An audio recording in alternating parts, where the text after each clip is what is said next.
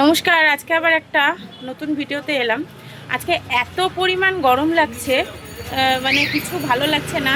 অনেকক্ষণ আজকে রান্না বসিয়েছি অনেকক্ষণই, কিন্তু রান্না আজকে কমপ্লিট হলো এতক্ষণ পরে, প্রায় 1:30 বাজে। ডেলি 12:30 পৌনে 1টার মধ্যে রান্না কমপ্লিট হয়ে যায়, কিন্তু আজকে 1:30 বাজে, এতক্ষণ পরে রান্না কমপ্লিট হলো। রান্না অনেক কিছু হয়েওছে, প্রত্যেক দিনই আমি আপনাদেরকে দেখাই যে কী কী রান্না করেছি। আজকেও দেখাবো প্রত্যেক দিনের ন্যায়। আজকেও বলবো যে আজকে কি কি রান্না করেছি। অনেক ধরনেরই রান্না হয়, আপনারা দেখেন। তো চলুন দেখিয়ে নিই আগে কি কি রান্না করেছি। কিন্তু আজকে এত পরিমাণ গরম পড়েছে, অনেকটাই গরম লাগছে। সকালে ভোরের দিকে একটু বৃষ্টি হওয়ার পরে যেমনি রোদের তাপ তেমনি গরম, অনেক গরম লাগছে। আচ্ছা, পরে আবার কথা বলবো, কিন্তু আগে আমি দেখিয়ে নিই কী কী রান্না করেছি। এই যে দেখিয়ে দিই, এখানে কিন্তু ভাত হয়ে গেছে একদম সরু মিনিকেট চালের ঝুরঝুরে ভাত। এটা কিন্তু নতুনত্বের কিছুই নেই, একদম ঝুরঝুরে মিনিকেট চালের ভাত করি, আপনারা দেখতেই পাচ্ছেন। আর আজকে কি কি ভাজা করেছি সেটা একটু দেখিয়ে দিই। আজকে কিন্তু হয়েছে কলমি শাক ভাজা, আর হয়েছে এখানে ভেন্ডি ভাজা, আর হয়েছে পটল ভাজা। আর কিন্তু এখানে একজনের মানে দুজনের রিকমেন্ড ছিল ডবল ডিমের অমলেট, তাই দুজনের জন্য দুটো ডবল ডিমের অমলেট হয়েছে। এগুলো ভাজার মানে ভাজা চলে গেল, ভাজার সেকশন সেটা চলে গেল। তারপরেই কিন্তু আজকে এই যে রয়েছে পেঁয়াজ দিয়ে, রসুন দিয়ে, শুকনো লঙ্কা দিয়ে ডালটা আপনারা দেখতেই পাচ্ছেন কতটা পরিমাণ ঘন হয়েছে। হোটেল বলে যে পাতলা ডাল হবে এমন কিন্তু না।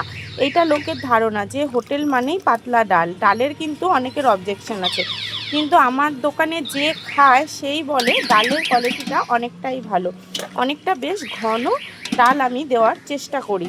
কারণ ডাল দিয়ে মানুষ, বেশিরভাগ ভাতটা মানুষ ডাল দিয়ে সবজি দিয়েই খায়, মাছের ঝোল ঝোল দিয়ে তারপরে কম খায়। তারপরে রয়েছে আজকে এই যে সয়াবিন আলুর তরকারি। আজকে কিন্তু সবজির মধ্যে সয়াবিন আলুর তরকারি করেছে, আজকে কোনো রকম সবজি করিনি। তারপরে রয়েছে এই যে মোরলা মাছের চচ্চড়িটা কিন্তু এখান থেকে যার অর্ডার ছিল তাকে দিয়ে দেওয়া হয়েছে, তারপরেও 1 প্লেট বিক্রি হয়ে গেছে। আর এই যে এখনও প্রায় 1 প্লেটের একটু বেশি বেশি মোরলা মাছের চচ্চড়িটা রয়েছে। এই চচ্চড়িটা কিন্তু 1 প্লেটের দাম 30 টাকা। তারপরে আরও রয়েছে, এখনও শেষ হয়নি, এই যে ডিমের তরকারি, আলু দিয়ে ডিমের ঝোল। আরেকজনের রিকমেন্ড ছিল অমলেট ঝোলের মধ্যে দেওয়ার জন্য, তাই জন্য সেটাও হয়েছে। যাই যেরকম রিকমেন্ড করে সেরকমই তরকারি হয়। আর অবশেষে ফাইনাল যেটা মানে রোজের মেনু, সেটা হচ্ছে মাছের ঝোল। মাছের ঝোলটাও একটু দেখিয়ে দিই।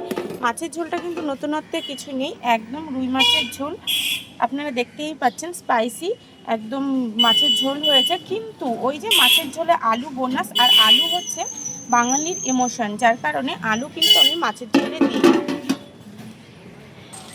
আজকে তাহলে কত রকমের রান্না করেছি একটু গুনে বলি। ভাত, ডাল, ভেন্ডি ভাজা, পটল ভাজা, সাথে রয়েছে শাক ভাজা, অমলেট, ডিমের তরকারি, মাছের তরকারি, সয়াবিন আলু, আর মোরলা মাছের তরকারি। 10 রকমের রান্না হয়েছে। আর সাথে মাছের তরকারি করতে গেলে মাছ ভাজতেও কিন্তু বেশ অনেকক্ষণ সময় লাগে, তাহলে 10 রকমের রান্না কিন্তু কমপ্লিট হয়ে গেছে আজকে। এই প্রত্যেক দিনই কিন্তু আমাকে এরকম অনেক ধরনের এই রান্না করতে লাগে, সেটা আপনারা জানেন। যে যেরকম রিকমেন্ডে বলে সেরকম রান্না করারই আমি চেষ্টা করি, যে একই রকম রান্না হবে সবাইকে দেব এমন কিন্তু নয়, যার যেরকম ভালো লাগবে যে যেরকম বলবে সেরকমই আমি রান্না করি আর দিই। আজকে এত পরিমাণ গরম লাগছে যার কারণে কিছু ভালো লাগছে না। আজকে আমি মানে নাইটি পরেই দোকানদারি করব এরকম একটা ব্যাপার আছে, অনেক গরম লাগছে। আর যেহেতু রাস্তার ধারে দোকান, সূর্যের অনেকটা তাপ, আর ওপরে একদম এই যে ছাউনি রয়েছে, অনেক গরম লাগছে, যার কারণে কিছু ভালো লাগছে না। আজকের মেনুটা কেমন হলো প্লিজ একটু বলবেন। এখন টাটা, কালকে আবার দেখা হবে কি কি মেনু নিয়ে আসবো দোকানে।